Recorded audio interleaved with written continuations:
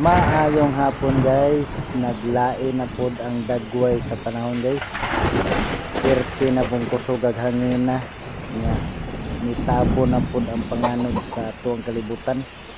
Pero na atay giluto atong asawa diri guys. Naghukad na siya sa sinabaw ni nag-aso-aso pa guys. Unya perti niya katawaha diri guys, ambot ng second sa kayang gilibak diri. Away hang kwan guys, iandam sinabaw niya dayo butang anay natong suka nga halang nga nagbula-bula tungod sa kapyor sa tuba.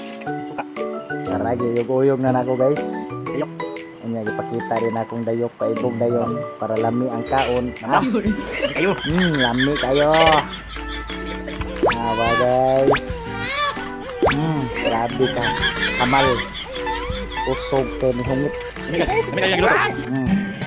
Prog kayo karon kumanay tayo pagbubuti ng mga tungok.